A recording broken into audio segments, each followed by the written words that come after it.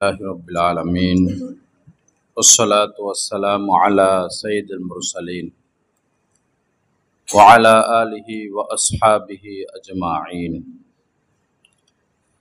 وأشهد أن لا إله إلا الله وحده لا شريك له وأشهد أن محمدا عبده ورسوله أما بعد عن عائشة رضي الله تعالى عنها قالت قال رسول الله صلى الله تعالى عليه وسلم إن المؤمن لا يدرك بحسن خلقه درجة الصائم القائم أو كما قال عليه الصلاة والسلام اللهم صل على سيدنا ومولانا محمد وعلى آل سيدنا ومولانا محمد وبارك وسلم أستغفر الله الذي لا إله إلا هو الحي القيوم وأتوب إليه আল্লাহ পাক জাল্লা জালালুহু আমাদের সবাইকে মাফ করে দেন, আমাদেরকে কামেল ইসলাহ তাসকিয়া নসিব করে দেন। আল্লাহ পাকের মোহাব্বত, আল্লাহ রাসূলের মোহাব্বত দান করেন। আম্মা জান আয়েশা সিদ্দিকা রাদিয়াল্লাহু তাআলা আনহা বলেন, হুজুর পাক সাল্লাল্লাহু আলাইহি সাল্লাম বলেছেন, মুমিন ব্যক্তি বিহুসনে খুলুকিহি ইন্নাল মুমিনা লা ইউদরিকু, মুমিন ব্যক্তি কেবলমাত্র তার উত্তম আখলাকের উসিলায়, উত্তম আখলাকের বদৌলতে সারা রাত ইবাদত বন্দিগি করনেওয়ালা এবং সারা জীবন রোজা পালন করনেওয়ালার মর্যাদা পেয়ে যায়। একজন মানুষ এতটা ইবাদত বন্দিগি করেন যে রাত্রে ঘুমায় না, সারা রাতই ইবাদত করে এবং হারাম দিনগুলো ব্যতীত বছরে 5 দিন হারাম রোজা রাখা, এই 5 দিন রোজা রাখা ব্যতীত আর সারা বছরে রোজা রাখে, তাহলে তার কত মর্যাদা, কত ইবাদত। কিন্তু আল্লাহ রাসূল আমাদের জন্য এত সহজ করেছেন, আমরা তো পারবো না, যেটা সত্য কথা, আমাদের দ্বারা এটা সম্ভব না। সারা রাত ইবাদত করা আর সারা বছর রোজা রাখা আমরা পারবো না। তো এই লোক তো ইবাদত করে অনেক উপরে চলে যাবে, আমাদের কি উপায়? এজন্য সহজ রাস্তা নবীজি বলে দিয়েছেন, তোমরা চরিত্রটা সুন্দর করো, তাহলে এই ব্যক্তির মর্যাদা তোমরা পেয়ে যাবা। আল্লাহ আমাদেরকে সেই তৌফিক দান করেন। চরিত্রহীন ব্যক্তি না দুনিয়াতে সফল হয় না আখেরাতে। চরিত্রহীন ব্যক্তি ঘরেও মর্যাদা পায় না, বাহিরেও মর্যাদা পায় না। আজ নয় কাল তার এই চরিত্রহীনতা প্রকাশ পাবেই পাবে। বিশেষ করে তার স্ত্রীর নিকট তার চরিত্রহীনতা প্রকাশ পাবেই। আর যেই পুরুষের সম্মান, মর্যাদা, আদর, একরাম স্ত্রীর কাছে নাই, সে আর শান্তি পাবে কোথায়? পুরুষের শান্তি তো আল্লাহ পাক রেখেছেন স্ত্রীর কাছে, আর স্ত্রী শান্তি রেখেছেন স্বামীর কাছে। কিন্তু বর্তমান সময়ে আমাদের সমাজে স্বামী স্ত্রীর সম্পর্কটা ওরকম মধুময় নয়, মায়াময় নয়, কেমন যেন বিপরীত হয়ে গেল, কেমন যেন বিপরীত হয়ে গেল। আল্লাহ হেফাজত করেন। এবং অন্য এক হাদিসে হুজুর পাক সাল্লাল্লাহু আলাইহি সাল্লাম বলেন যে, নবীজিকে জিজ্ঞাসা করা হলো, সুইলা রাসূলুল্লাহ, আল্লাহ রাসূলের নিকট জানতে চাওয়া হলো, আন আকসারি মা ইউদখিলুন নাসা আল জান্নাহ, কোন আমলের বদৌলতে, কোন আমলের কারণে মানুষ বেশির থেকে বেশি জান্নাতি হবে? সে আমলটা কি? তাহাজ্জুদ, না ইশরাক, না বারবার হজ, না বারবার উমরা, নাকি দ্বীনের এই খেদমত, না দ্বীনের সেই খেদমত? কোন সেই আমল যে আমলের উসিলায় বেশি মানুষ জান্নাতে যাবে? তো নবীজি বলেছেন দুইটা আমল, তাকওয়াল্লাহি ওয়া হুসনুল খুলুকি। প্রথমটা হচ্ছে আল্লাহর ভয়, তাকওয়া, আর দ্বিতীয়টা হচ্ছে উত্তম চরিত্র। সুবহানাল্লাহ। এই দুই আমলের কারণে বেশিরভাগ মানুষ জান্নাতে যাবে। তো আমাদের মধ্যে তো দ্বীনের কাজ কম বেশ আমরা করি বিভিন্ন লাইনে, কিন্তু তাকওয়া নাই এবং উত্তম চরিত্রের অভাব। উত্তম চরিত্রের অভাব।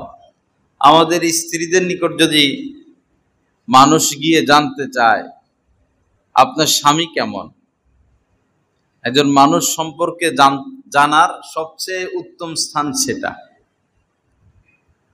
তো আমাদের মনে হয় যে আমরা এখানে যারা আছি আমাদের এক দুইজন তিন চারজনের স্ত্রীও আমাদের ব্যাপারে মনে হয় না ভালো কোনো রিপোর্ট দিবে।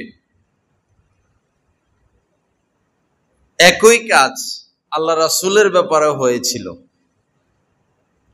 নবীজি দুনিয়া থেকে যাওয়ার পরে আম্মা জান আয়েশা সিদ্দিকা রাদিয়াল্লাহু তাআলা আনহার নিকট গিয়ে মানুষ জানতে চাইছেন নবীজির চরিত্র কেমন ছিল,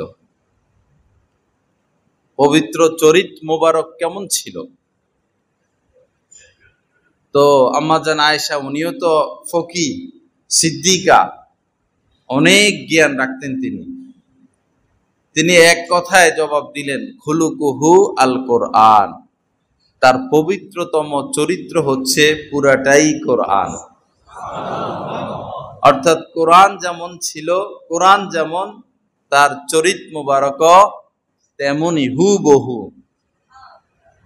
আল্লাহ পাক আমাদেরকে উত্তম চরিত্রের অধিকারী হওয়ার তৌফিক দান করেন। কেউ জীবনে একবারও তাহাজ্জুদ পড়ে নাই, আল্লাহ পাক বলবেন না কেন তাহাজ্জুদ পড়লা না। জীবনে যে সমস্ত দ্বীনি কাজ মুস্তাহাব পর্যায়ে এগুলা সে করেই নেই, এজন্য আল্লাহ বলবেনও না, জিজ্ঞাসাও করবেন না কেন ওই সমস্ত দ্বীনের খেদমত তুমি করলা না। ইশরাক পড়ে নাই, আওয়াবিন পড়ে নাই, ফজর পরে ইয়াসিন পড়ে নাই, এরপরে নফল রোজা রাখে নাই, কিছুই না। আল্লাহ পাক ধরবেন না কেন এগুলো করলা না। আল্লাহ পাক ধরবেন চরিত্রহীন কেন হয়েছ, পাপের কাজ কেন করেছ। ইসলাম আমাদের নিকট চায় আমরা যেন পাপ মুক্ত থাকি। ইসলাম আমাদের নিকট চায় আমরা যেন পাপ মুক্ত থাকি, ফ্রেশ থাকি। গরুর ভিতর থেকে সাদা দুধ বের হয়, আমাদের অন্তরটা যেন এরকম সাদা থাকে, অন্তরটা যেন পরিষ্কার, নিজের ক্ষেত্রেও, পরিবারের ক্ষেত্রেও, আল্লাহ আল্লাহ রাসূলের ক্ষেত্রেও, সাধারণ মানুষের ক্ষেত্রেও। আল্লাহ পাক আমাদেরকে সেই পর্যন্ত পৌঁছার তৌফিক দান করেন। তো নবীজির নিকট জানতে চাওয়া হলো কোন আমলের কারণে বেশিরভাগ মানুষ জান্নাতি হবে। দুইটা আমল বললেন, তাকওয়াল্লাহি ওয়া হুসনুল খুলুকি, আল্লাহর ভয়, তাকওয়া, পরহেজগারি। দ্বিতীয়টা হচ্ছে উত্তম চরিত্র। সুইলা আন আকসারি মা ইউদখিলুন নাসান নারা। পরে আবার জানতে চাওয়া হলো কোন কোন পাপের কারণে অধিকাংশ মানুষ জাহান্নামে হবে। জাহান্নামে তো মানুষ যাবেই, তো বেশিরভাগ মানুষ কোন কারণে জাহান্নামে যাবে, সেই পাপটা কি? অনেক সুন্দর প্রশ্ন। নবীজি সংক্ষেপে উত্তর দিলেন যে আল ফামু ওয়াল ফারজু, মুখ জনিত, জবান জনিত পাপ এবং লজ্জাস্থান জনিত পাপের কারণে বেশিরভাগ মানুষ জাহান্নামী হবে। লজ্জাস্থানজনিত পাপ এবং জবানজনিত পাপ। আল্লাহ আমাদেরকে হেফাজত করেন। পুরুষের পাপ বেশি হয় জবানের দ্বারা, লজ্জাস্থানজনিত জবান, চোখ। মহিলাদেরও জবানি, মহিলাদের পাপ বেশি হয় মুখের দ্বারা, বেশি কথা বলে, গীবত করে, ঝগড়া করে, লানত দেয়। নবীজি বলেছেন যে নারীরা, আমি জাহান্নামের নারীদেরকে বেশি দেখেছি। মেরাজের রাত্রিতে আল্লাহ পাক দেখাইছেন, তো বললেন যে জাহান্নামের নারীদেরকে বেশি দেখলাম। সাহাবা ইকরাম জানতে চাইছেন কোন পাপের কারণে? এটাই জবানজনিত পাপ। এক হলো স্বামীর অকৃতজ্ঞতা, দ্বিতীয় হলো এই ঝগড়া করে, লানত দেয়, গজব দেয়। বেশি দেশ গ্রামে 8টা-9টা থেকে ঝগড়া শুরু হয়। এটাও একটা ম্যাচের মতোই, খেলা আর কি, ক্রিকেট খেলা। 8টা-9টা থেকে শুরু হয়, এই কাজও করে আর ঝগড়াও চলতেছে। এরপরে পাকশাকও হয়, ঝগড়া চলতেছে। খাইতেছে, খানার ফাঁকে ফাঁকে হে ঘর থেকে একটা গালি মারে, এ ঘর থেকে আরেকটা গালি মারে। শুয়ে গেছে দুপুরে, ঝগড়া চলতেছে। এরকম ঝগড়াটা কি, হয়তো এর ছেলেরে এই ঘরের মহিলার ছেলেকে ওই ঘরের মহিলার ছেলে একটা ধাক্কা দিছিল বা একটা গালে দিছিল, এইখান থেকে সূত্রপাত এখান থেকে। লা ইলাহা ইল্লাল্লাহ। বড় বড় সমস্যাগুলো সূচনা ছোট ছোট বিষয় থেকে। ইউক্রেন আর রাশিয়ার যুদ্ধের পরেই পৃথিবীর পটভূমি পরিবর্তন হয়ে গেছে। 1 টাকার জিনিস 3 টাকা হয়ে গেছে। তো যুদ্ধটা শুরু কেন? মামুলি বিষয়, সামান্য বিষয়। আর আমাদের আরব বিশ্ব, মুসলিম রাজা বাদশাহ, এদের চরিত্রের মধ্যে গোলামি মিশ্রিত। গোলামি, এরা গোলাম। অবৈধ ক্ষমতা দখলের জন্য সব মুসলিম রাজা বাদশাহরা বেশিরভাগ গোলামি। এই সৌদির মতো রাষ্ট্র, কাতার, আবুধাবি, জর্দান, এরা ইসরায়েলকে অস্ত্র দিয়েও সাহায্য করেছে, টাকা দিয়েও। এত বড় গাদ্দার এরা। মুসলিম কি যে হলো তাদের, শুধু ক্ষমতার জন্য দেশ বিক্রি করে দিবে। আর চুরি, ডাকাতি, লুটপাট।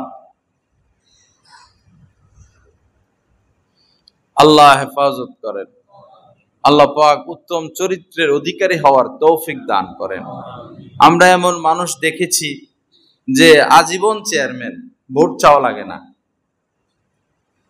আজীবন মেম্বার, কেউ তার পাশে দাঁড়ায়ও না। ভালো মানুষ, চুরি করে না। আর কেউ আছে ধারে ধারে গিয়ে ভোট চায়। ভোট চাওয়া শরম না? আপনি ভোট চাইবেন কেন? আপনি যদি সৎ লোক হন, ভালো লোক হন, আপনাকে মানুষ নির্বাচিত করবেই। ভোট চাইতে যাবেন কেন? লা ইলাহা ইল্লাল্লাহ। আল্লাহ আমাদেরকে মাফ করে দেন, সহি বুঝ দান করেন। তো বেশিরভাগ মানুষ জান্নাতি হবে 2 গুণ। তাকওয়াল্লাহ। তাকওয়া বলতে আল্লাহর হুকুমগুলো মানা, ফরজ ওয়াজিব, আল্লাহর নিষেধগুলো থেকে মেনে থাকা, যেগুলো হারাম। আল্লাহর হুকুমগুলো মানা আর নিষিদ্ধ বিষয় থেকে বেঁচে থাকার নাম তাকওয়া।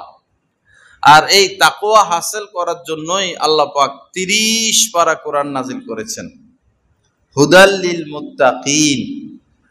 যে এত বড় কিতাব নাজিল করার উদ্দেশ্যই হচ্ছে যেন সবাই তাকওয়া ওয়ালা হয়ে যায়।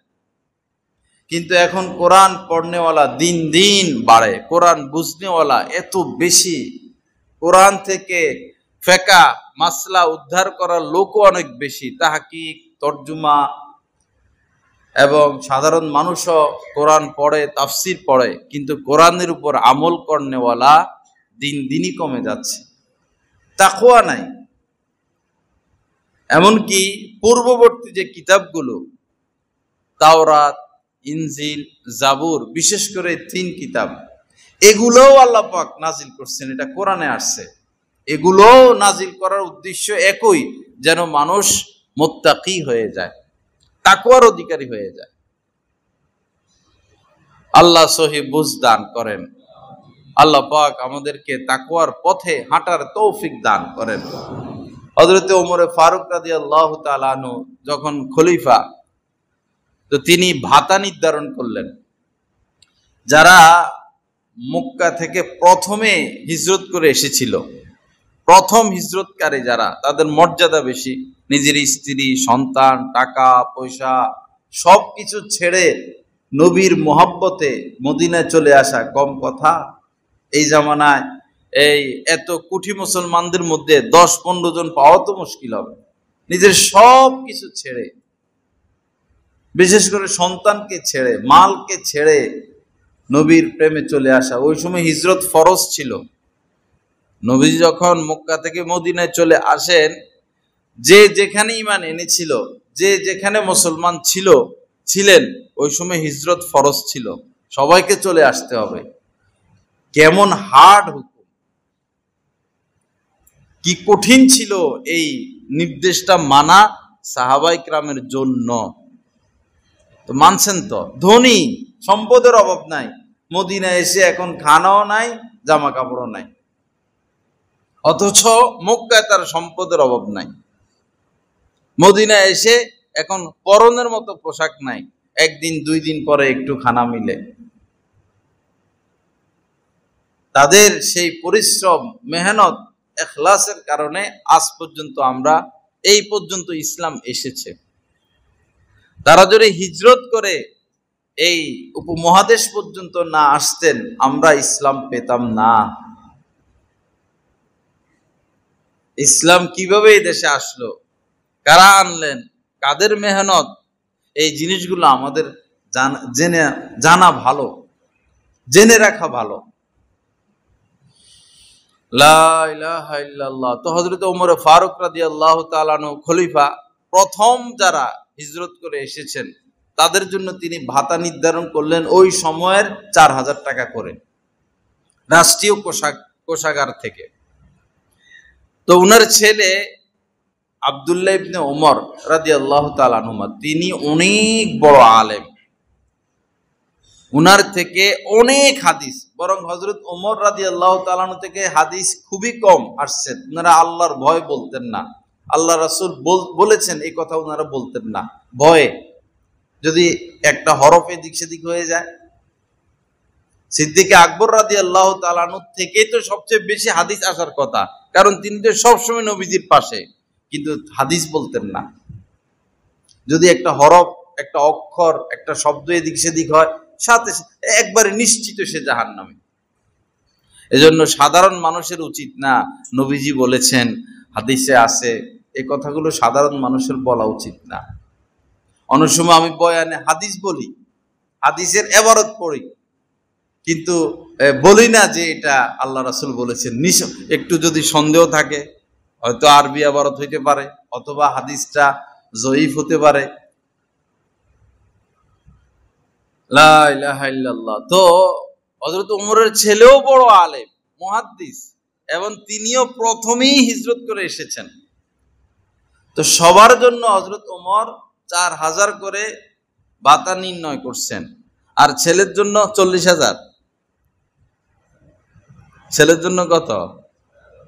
আমাদের সরকাররা কি করে, আপনাদের প্রিয়তম ব্যক্তিরা,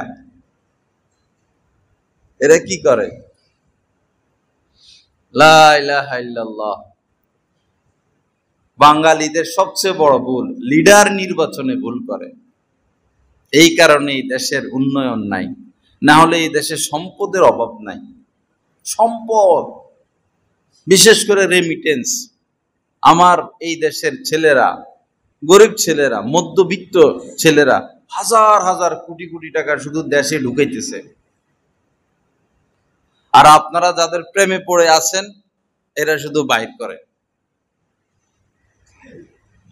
এরা শুধু বাহির করে। আমরা যত বুঝাই আপনারা ঠিকই ভোটের সময় ওই জায়গায় দিবেন ভোট। অন্ধ এই জাতি, বেউকুব কিসিমের, হুজুগে জানে এটা চোর, মদ খায়, হেরে ভোট দিবে। লা ইলাহা ইল্লাল্লাহ। আল্লাহ আমাদেরকে মাফ করে দেন।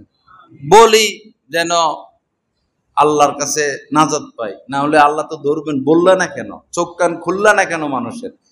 তোমরা তোমাদের দায়িত্ব বলার, বলতা। লা ইলাহা ইল্লাল্লাহ। তো হযরত ওমর নিজের ছেলের জন্য, সবার জন্য 4000, নিজের ছেলের জন্য 500 কম ভাতা ধরছেন, 3500। ছেলের কোনো এটা নিয়ে কোনো অবজেকশন নাই। অন্য সাহাবারা জানতে চাইলেন যে সবার জন্য তো আপনি 4000 ভাতা নির্ণয় করলেন, আপনার ছেলে তো আমাদের সাথে হিজরত করে আসছে, তার কম কেন? হযরত ওমর বললেন, তোমরা তো একা একা হিজরত করে আসছো, সে তো তার বাবার সাথে হিজরত করে এসেছে, তারা সমান দিমু কেন? এজন্য 500 কমাইয়া দিছি। দেখেন যে সে তো একা হিজরত করে নাই, সে তো তার বাবার সাথে আসছে, আমার সাথে আসছে। আল্লাহ আমাদেরকে মাফ করে দেন। সাহাবায়ে কেরামের থেকে তাকওয়া শিখতে হবে। আকাবেরে দ্বীন এবং সমসাময়িক উলামায়ে কেরাম যারা, তাদের সোহবতে গিয়ে তাকওয়া শিখতে হবে। সাহাবায়ে কেরাম নবীজির কাছে গিয়ে তাকওয়া শিখতেন। আমাদেরও উচিত যারা আল্লাহওয়ালা আলেমে দ্বীন, গুনাহ মুক্ত থাকেন, তাদের নিকট গিয়ে তাকওয়া শিখা।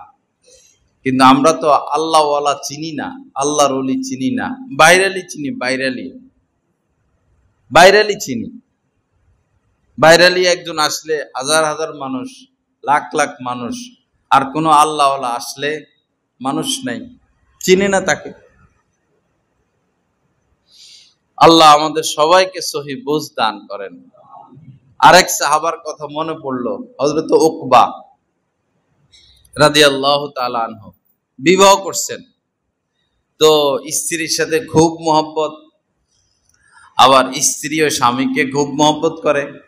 মাত্র বিবাহ হলো, এই মুহূর্তে খুব বেশি ভালোবাসা থাকে স্বামীর প্রতি স্ত্রীর, স্ত্রীর প্রতি স্বামীর। এটা শুধু ইসলামের মধ্যেই, মুসলমানদের মধ্যেই। একটা অপরিচিত মেয়ের সাথে, একজন অপরিচিত পুরুষের সাথে যখন শুধু আগদটা হয়ে গেল, এত ভালোবাসা মুহূর্তের মধ্যে, সেকেন্ডের মধ্যে, এত ভালোবাসার দৃষ্টান্ত আর কোনো ক্ষেত্রে নাই, হালাল পন্থায় আগানোর কারণে। তো কিছুদিন যেতে না যেতেই একজন মহিলা এসে হযরত উকবাকে বলতেছেন, আমি তো তোমার স্ত্রীকে দুধ পান করিয়েছি। তো ভালো কথা, আপনি দুধ মা। পরে বললেন, তোমাকেও তো পান করাইলাম। তো এখন তো বড় সমস্যা, যদি দনোজনকে উনি দুধ পান করিয়ে থাকেন তাহলে তো তারা ভাই বোন, দুধ ভাই দুধ বোন, বিবাহ হারাম। পরে হযরত উকবা বললেন, আমি তো এটা জানি না, আপনি আমাকেও দুধ পান করিয়েছেন, তাকেও করিয়েছেন, আমি তো এটা জানি না, আর আপনি তো কখনো বলেনও নাই আমাকে যে দুধ পান করিয়েছেন। আসলে বলার প্রয়োজনও হয় নাই। পরে তিনি মদিনা আসলেন নবীজির নিকট,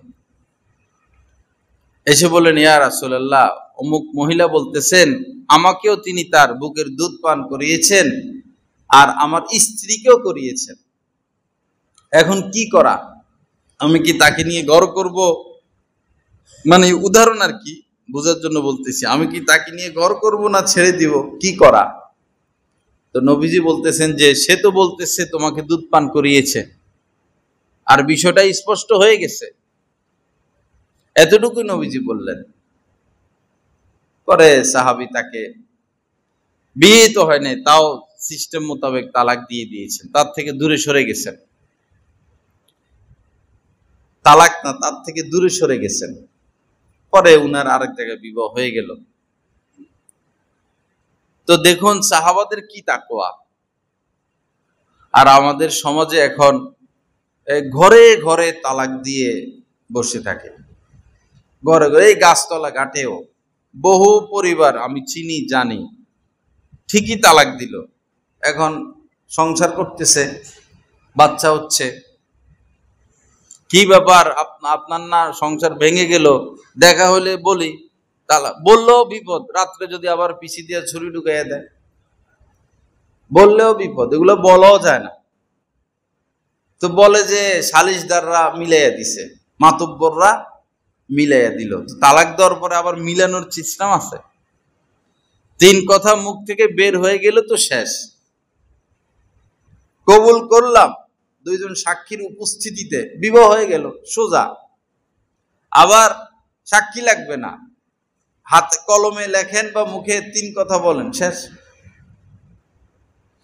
এখন যেহেতু তালাক দিয়ে দিলেন, এখন আর জোড়া তালি দেওয়ার দরকার কি? রাগের মাথায় দিলাম, তারপরে মাথা ঠিক ছিল না, এই সে। তালাক কেউ হাসি খুশিতে দেয় না, দুনিয়াতে কেউ কোনোদিন তালাক হাসি খুশিতে দেয় না, রাগের মাথায় দেয়। তালাক দেওয়ার সিস্টেমই এটা, রাগের মাথায়। রাগের মাথায় দেন, সুস্থ মাথায় দেন, তালাক হয়ে যাবে। এজন্য এই 3 কথা কখনো মুখে না আনা। আমরা যে মাসআলার কিতাব পড়াই, আমাদের এমন অনেক আলেমদের ক্ষেত্রে ঘটেছে, এই তালাকের মাসালা পড়াইতে গিয়া নিজের স্ত্রীকে তালাক দিয়ে দিছে, মাসালা পড়াইতে গিয়া মুখ থেকে বাইর হয়ে যায়। আবার অনেকে মাসালা পড়াইতেছেন বিবাহের, তো উদাহরণ দিতে গিয়া কোনো ছাত্রকে বলে যে মনে করো আমার মেয়েকে তোমার কাছে বিবাহ দিলাম, এরকম বলে। তো পোলাপান দুষ্ট আছে না, তো বলে যে কবুল করলাম, তো বিয়ে তো হয়ে গেছে, কারণ সাক্ষী তো আছে আশপাশ, যে ধরো আমি বিবাহ দিলাম, মেয়ের নাম নিয়ে বললাম, তো কবুল করলাম, তো বস হয়ে গেছে। এগুলো বড় জটিল। এজন্যই আলেম ওলামাদের সোহবত, দূরে দূরে থেকে তো এগুলো শিখা যাবে না ভাই। দিন শিখতে হলে বিকল্প রাস্তা নাই, আলেমদের সোহবত। নিজে পণ্ডিতি করতে গেলে শুধু পিছলাই খাবেন, শুধু পিছলা খাবেন। লা ইলাহা ইল্লাল্লাহ। আল্লাহ আমাদের সবাইকে নিরাপদে রাখেন, সুখে রাখেন, সুখে শান্তিতে ঘর সংসার করার তৌফিক দান করেন। স্বামী স্ত্রী বিবাহ বন্ধন খুব মজবুত। এখন শয়তানের যে কাজ সেটা হলো স্ত্রীর প্রতি স্বামীর অন্তরে ঘৃণা সৃষ্টি করা, বিদ্বেষ সৃষ্টি করা, কুধারণা সৃষ্টি করা, ঝগড়া লাগানো। আর স্ত্রীর অন্তরে স্বামীর প্রতিও ঘৃণা সৃষ্টি করা, কুধারণা সৃষ্টি করা, সন্দেহ সৃষ্টি করা, ঝগড়া লাগানোর কাজে সে ব্যস্ত থাকবে। ইবলিস সমুদ্রের উপরে সিংহাসন কায়েম করে, ইবলিস সমুদ্রের উপরে সিংহাসন কায়েম করে তার যত চেলাপেলা সৈনিক সারা পৃথিবীতে ছড়াইয়া দেয় সে। এরা সারা পৃথিবীতে অনুষ্ঠি করতে থাকে, পরে সে হিসাব নেয়, কি করছ? যে বলে এটা করে আইসি, কিছুই করো নাই। কি করছো সারাদিনে? এটা করছি, কিছুই করো নাই, দাম দেয় না।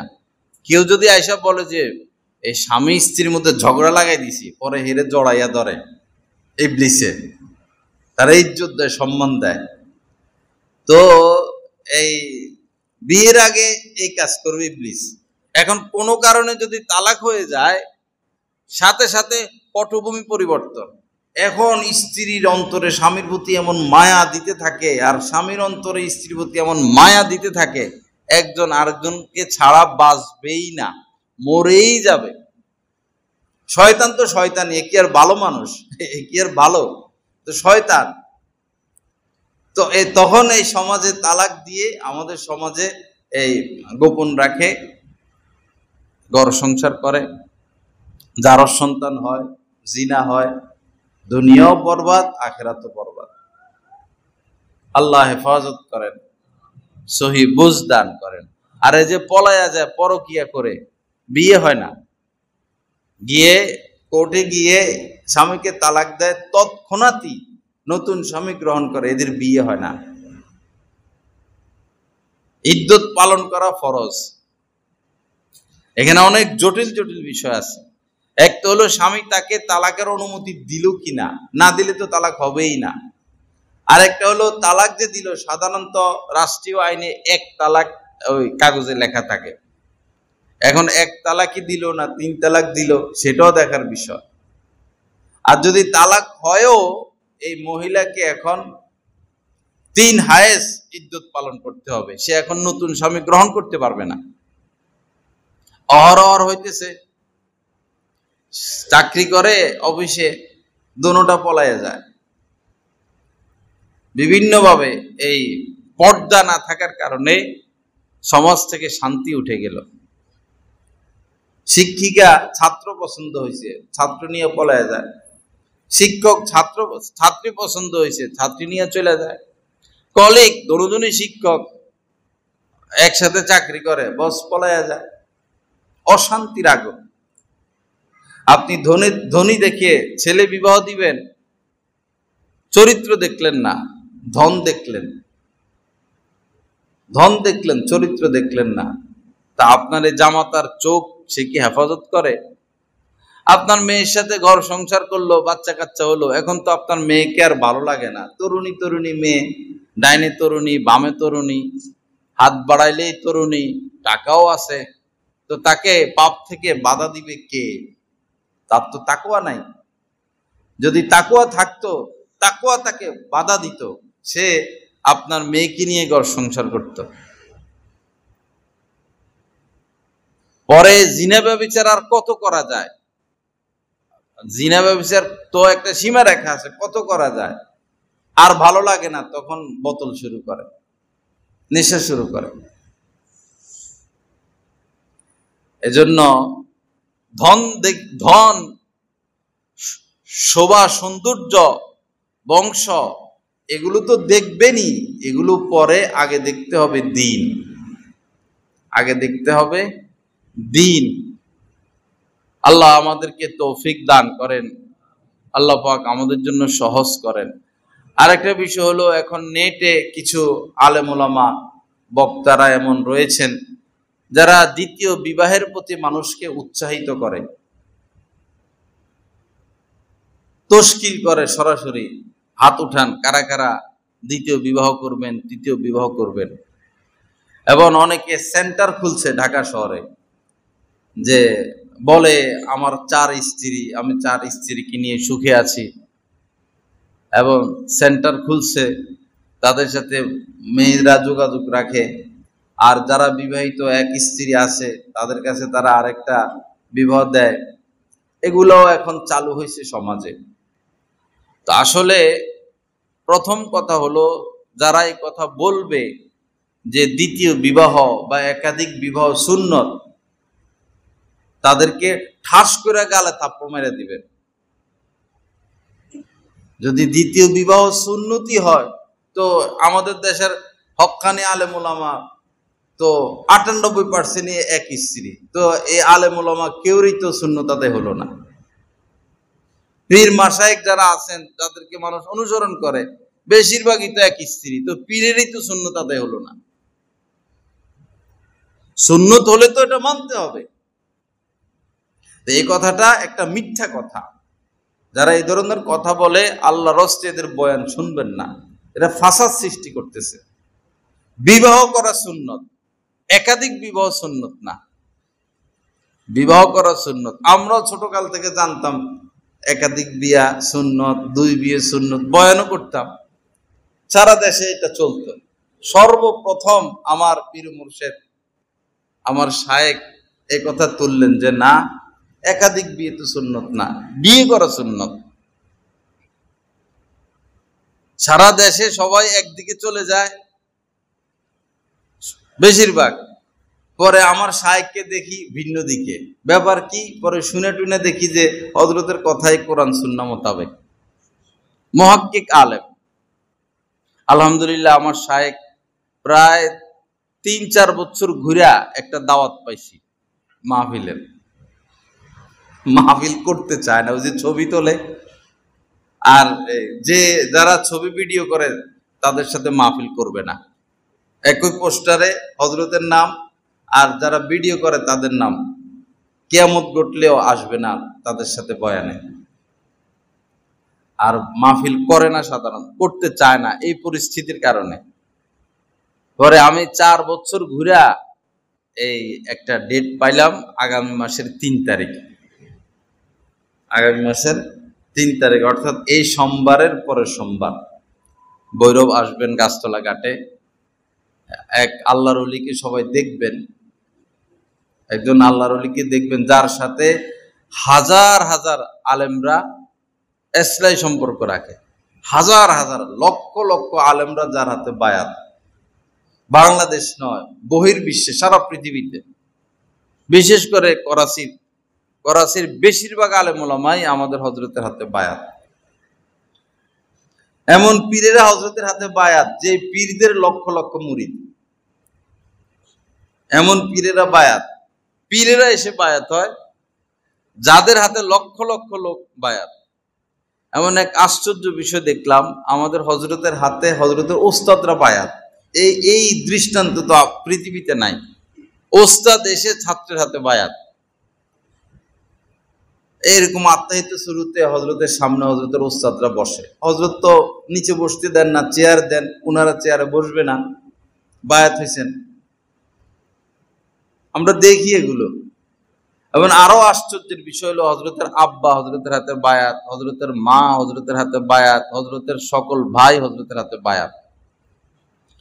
হযরতের মা ফোন দেয়, ছেলে না, ফোন দিয়ে তো নাম বলবে যে আব্দুল মতিন কেমন আছো, ফোন দিয়ে বলে হযরত আপনি কেমন আছেন।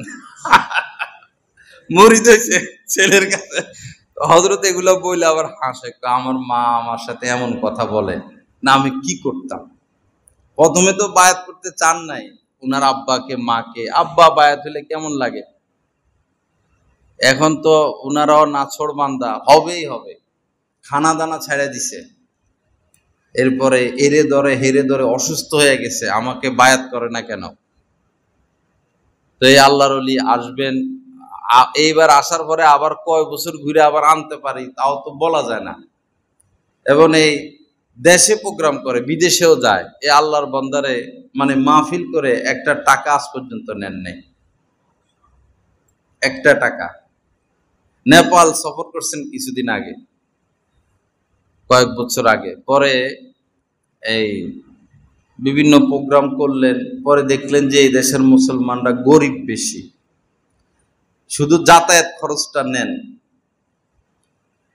পরে হযরত দেশে ফোন করছেন যে দেখো এখানে তো আমি আসলাম, মুসলমানরা গরিব বেশি, মাহফিল ইন্তজাম করতেই তাদের কষ্ট, তো তাদের থেকে আবার যাতায়াত খরচ নেওয়াটা আমার কাছে ভালো লাগতেছে না। পরে দোস্ত আহবাব যারা, তারা যাতায়াত খরচের ব্যবস্থা করছেন।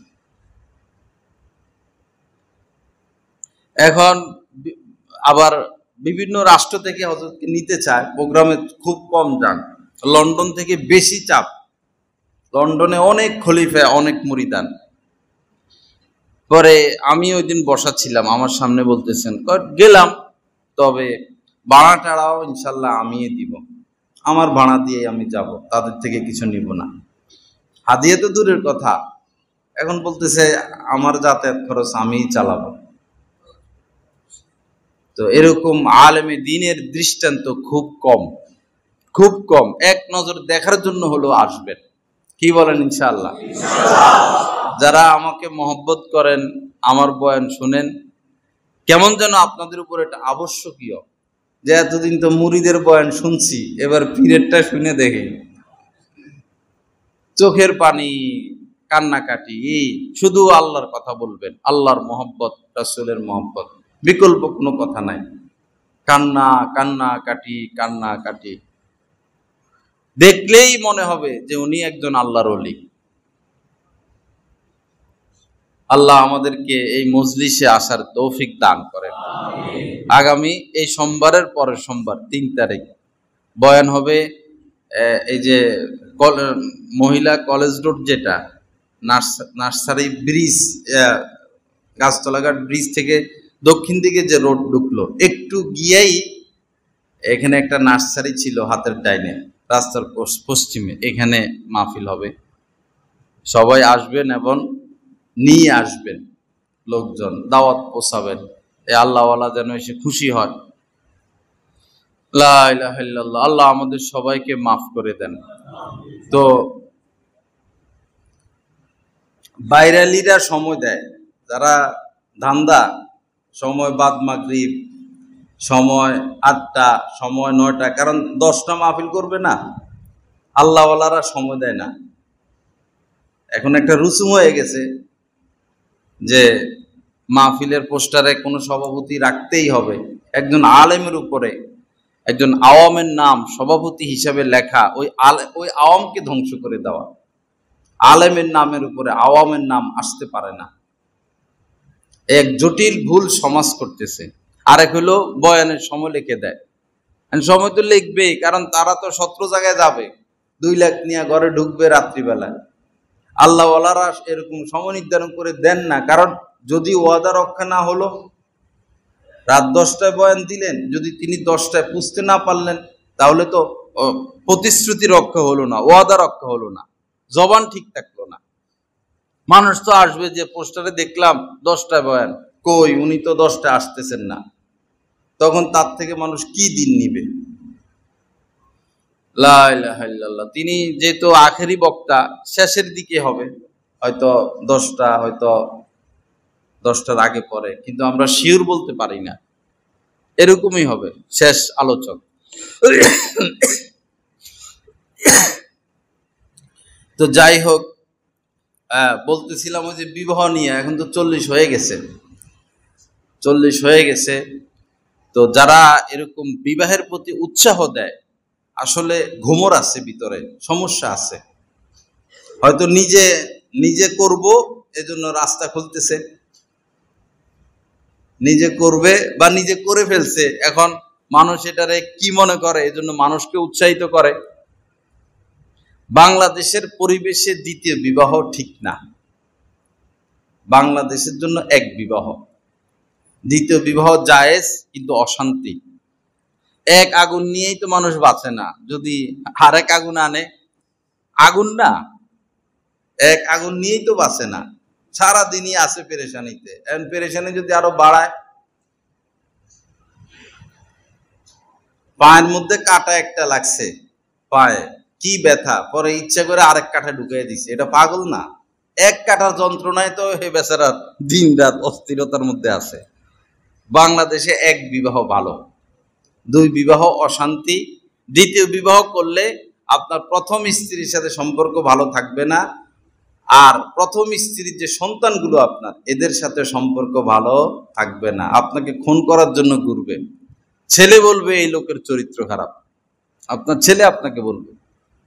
তো আপনার আগের স্ত্রীও আপনি হারাইলেন, সন্তানও হারাইলেন, এখন নতুন স্ত্রী নিয়ে থাকবেন, এটার কবে বাচ্চা হবে, বাচ্চাগুলো কবে বড় হবে, কবে আপনারে দেখবে, এই ফাঁকে তো আপনি কবরে চলে যাবেন।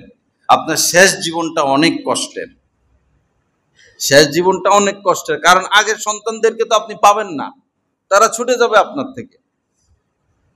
দ্বিতীয় বিবাহ জায়েজ, কিন্তু বাংলাদেশের জন্য, বাংলাদেশের পরিবেশের জন্য এটা ক্ষতিকর। হযরত থানভী রহমতুল্লাহ আলাইহি দ্বিতীয় বিবাহ করেছেন বিভিন্ন কারণে। পরে লোকজন বলল যে হযরত, আপনি তো দ্বিতীয় বিবাহ করে দ্বিতীয় বিবাহের রাস্তা খুলে দিলেন, এখন যারা আপনার মুরিদান ভক্তবিন্দু সবাই 2 বিয়ে করবে। হযরত বললেন যে আমি দ্বিতীয় বিবাহ করে রাস্তা খুলি নাই, রাস্তা বন্ধ করে দিছি। তোমরা দেখো না দ্বিতীয় বিবাহের কারণে আমি কি পেরেশানিতে আছি। পাল্লা একটা ঝুলানো থাকতো খানকার মধ্যে হযরতের, তো মনে করুন একটা তরমুজ হাদিয়ে আসছে, তো তরমুজের যদি মধ্যখান দিয়ে কাটে, তাহলে হবে কি, হয়তো নিচের অংশে মিঠা বেশি, মাথার অংশে মিঠা কম। তো হযরত করতেন কি, মাথার দিক থেকে সমানভাবে কাটতে হইতো, কাইটা আবার পাল্লায় মাপ দাও, সমান সমান 2 বিবির ঘরে 2 টুকরা পাঠাও। এত হাট ছিল হযরতের স্ত্রী লালন পালনের ক্ষেত্রে, সর্ববিষয়ে এত হাট ছিল। যাই হাদিয়া আসতেন, পাল্লা ছিল খানকার মধ্যে, পাল্লা দিয়া মাইপা মান নির্ণয় করে, শুধু ওজন নির্ণয় করতেন এমন না, মানও নির্ণয় করতেন, মান নির্ণয় করে পরে বাসা পাঠাইতেন, আর বলতেন এই পেরেশানি, এই পেরেশানি, ওই পেরেশানি। এক পর্যায়ে দ্বিতীয় স্ত্রীকে তালাক দেওয়ার সিদ্ধান্ত নিছেন। স্ত্রীও রাজি হয়েছে, স্ত্রীর মা বাবাও রাজি হয়েছেন যে আর কত, এই পেরেশানি আর কত, দ্বিতীয় স্ত্রীকে তালাক দিয়ে দিবেন। অশান্তি অশান্তি, দিনের কাজ করবে না, অশান্তি এগুলা করবে, এই হইল সেই হইল ওই হইল। তালাক দেওয়ার সিদ্ধান্ত নিয়েছেন এবং কথাবার্তা ফাইনাল। ওই সময় প্রথম স্ত্রী বললেন যে তার দোষ কি, তাকে কেন তালাক দিবেন, তার তো কোনো দোষ নাই। তো প্রথম স্ত্রীর অনুরোধে পরে আর দ্বিতীয় স্ত্রীকে তিনি তালাক দেন নাই। তো এই বিপদে না পড়ে, এক পা আগুনে দিছেন, এক পায়ে জ্বলুক, আরেক পা দিয়ে কাজ করেন ভাই, দোনো পা জ্বালায় ফেললে পরে হাঁটবেন কিভাবে? আল্লাহ পাক বলছেন যে ফাইন খিফতুম আল্লাহ তাদিলু ফাওয়াহিদা, ফানকিহু মা তাবালাকুম মিনান নিসাই মাসনা ওয়া সুলাসা ওয়া রুবা। আল্লাহ পাক বলছেন যে মেয়েদের মধ্যে যাদেরকে পছন্দ হয় দুইটা বিবাহ করো, তিনটা করো, চারটা করো, কোরআনের আয়াত। ফাইন খিফতুম, একই আয়াতে বলতেছেন ফাইন খিফতুম, যদি এটা আশঙ্কা করো আল্লাহ তাদিলু, সুবিচার করতে পারবে না, এক স্ত্রীর দিকে ঝুঁকে যাবা, ফাওয়াহিদা তান, তাহলে এক স্ত্রী নিয়ে থাকবা। আমার ওস্তাদ বলেছেন যে আমাদের এই উপমহাদেশে দ্বিতীয় বিবাহ করে শুধু দুইজন মানুষ, উনার এটা অভিজ্ঞতা, দুইজন মানুষই দোনো স্ত্রীর সাথে সমানভাবে সুবিচার করে গেছেন। দুইজন মানুষ, লক্ষ লক্ষ মানুষ দ্বিতীয় বিবাহ করছে। উনি দারুল উলুম দেওবন্দের মুহাদ্দিস, উনি বলেছেন এটা, যে আমার তাহকিক অনুযায়ী মাত্র দুই ব্যক্তি দ্বিতীয় বিবাহ করে সুবিচার করে গেছেন। দুই ব্যক্তি, এক হচ্ছে হযরত থানবী রহমতুল্লাহ আলাইহি, আরেক হচ্ছেন বাংলাদেশের চট্টগ্রামের মাওলানা জমির উদ্দিন সাহেব। এই দুইজন ছাড়া উনি বলেন আর কোন মানুষ এমন নাই যে দ্বিতীয় বিবাহ করে দোনো স্ত্রীর সাথে সুবিচার করে যেতে পারছেন। কেমন যেন এটা অসম্ভব। এখন যদি দোনোজনের সাথে আপনি সুবিচার করে যেতে না পারেন, তাহলে তো আল্লাহ বলেই দিয়েছেন ফাওয়াহিদাতান, একটাই। একটু ধৈর্য ধরেন ভাই, ধৈর্য ধরেন, কষ্ট করেন, সবর করেন, আখিরাতে পাবেন। সবরের বিভিন্ন বিষয় আছে, কষ্ট করেন। এবং স্ত্রীদেরও খেয়াল রাখা উচিত, স্ত্রীদেরও তো ব্রেন কম, মগজ কম, বিভিন্ন বিষয় খেয়াল করা উচিত। রাস্তায় বাইরে হইলে উলঙ্গ নারী, তরুণী নারী, সুন্দরী সুন্দরী নারী, এরপরে মোবাইলে সুন্দরী সুন্দরী নারী, আর পুরুষরা কেউ নজর হেফাজত করে, কেউ হেফাজত করে না, কিন্তু চোখে তো পড়ে যায় অশ্লীলতাগুলো। তো এরকম সুন্দরীদের মাঝে পুরুষরা থাকে, ব্যবসা বাণিজ্য করে, পরে ঘরে গেলে দেখে একটা খবিস, ঘরে গেলে স্ত্রীরা পায় কি হিসাবে? খবিস, দাঁত অপরিষ্কার, শরীরের থেকে দুর্গন্ধ, চুল এলোমেলো, ভালো পোশাক পরে না, হাসি দিয়ে কথা বলে না, স্বামীর সাথে ভালো ব্যবহার করে না। এই কারণে তো বেটা দুই বিয়ে করতে যায়। শরীয়তে ইসলাম, কথাগুলো শেষ করে ফেলে, যদি একটু সময় লাগতেছে, কি বলেন? 15 হয়ে গেছে। এটা তো দিন শিকারী একটা মজলিস। তো এই শরীয়তে স্ত্রীকে মারার অনুমতি আছে কিছু কিছু ক্ষেত্রে। একটা বলমু, আরেকটা গোপনে আমার থেকে জেনে নিবেন। একটা বলতেছি কারণ এখানে বাচ্চারা আছে, সব বলা যাবে না। একটা হলো, স্ত্রী যদি সেজেগুজে না থাকে, পরিপাটি না থাকে, তাহলে স্ত্রীকে শাস্তি দেওয়ার অনুমতি ইসলাম দিয়ে দিছে। সে সেজেগুজে থাকবে না কেন, তার কাজে তো এটা স্বামীকে আনন্দ দেওয়া, স্বামীকে খুশি রাখা, স্বামীকে প্রফুল্ল রাখা। এবার হাদিস শরীফের মধ্যে এসেছে যে নবীজি বলেছেন, স্বামী স্ত্রীকে আহ্বান করলো বিছানায়, স্ত্রী অস্বীকার করলো, তো সারা রাত এই স্ত্রীর উপরে ফেরেশতারা লানত করতে থাকে, এবং যতক্ষণ না এই স্ত্রী স্বামীকে খুশি করবে অতক্ষণ আল্লাহ এই স্ত্রীর উপর অসন্তুষ্ট থাকবে। এজন্য মহিলাদেরও উচিত সেজে গুজে থাকা, হাসি খুশি থাকা, এরকম যেন এমন ভাবে চলা যেন তার স্বামী তার প্রতি ঝুঁকে থাকে, তার স্বামী তার প্রতি ঝুঁকে থাকে। আমার বাসায় পাখি আছে 2টা, বাচ্চাদের জন্য রাখা আর কি। তো এই পাখিদের থেকে আমি ভালোবাসা শিখতেছি, আশ্চর্য ধরনের ভালোবাসা এই পাখিদের মধ্যে।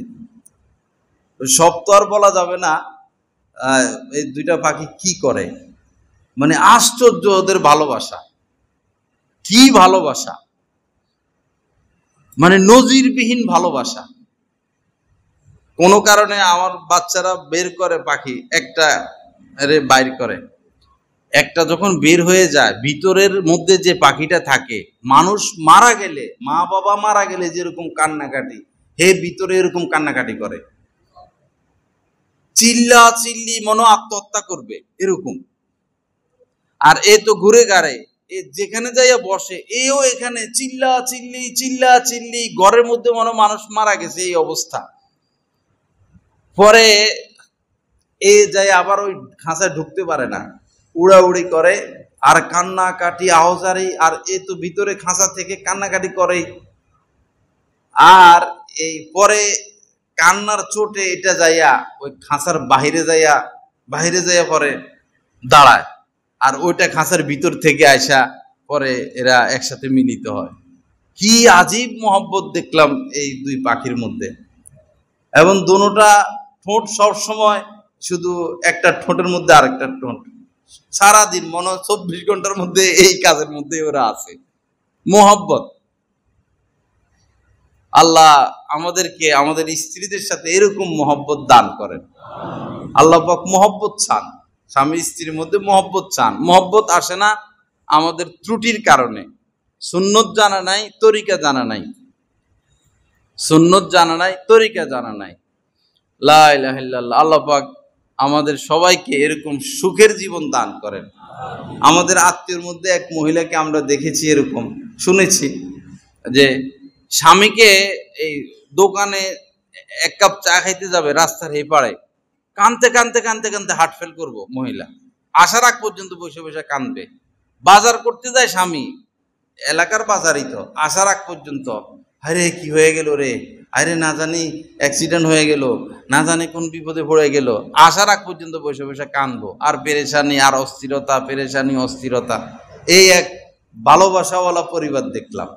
এরকমই হওয়া চাই, স্বামীর প্রতি স্ত্রীর ভালোবাসা, স্ত্রীর প্রতি স্বামীর ভালোবাসা, তখন সন্তানরাও ভালোবাসা শিখবে। আর এই ভালোবাসার উপরে আল্লাহ পাক সন্তুষ্ট, এই ভালোবাসার উপরেই আল্লাহ পাক সন্তুষ্ট। আল্লাহ পাক জাল্লা জালালু যা কিছু আলোচনা হলো, আমাদের সবাইকে কথাগুলোর উপর আমল করার তৌফিক দান করেন। ওয়া আখিরু দাওয়ানা আলহামদুলিল্লাহি রাব্বিল আলামিন ওয়া সাল্লাল্লাহু আলা নবিয়িল কারীম।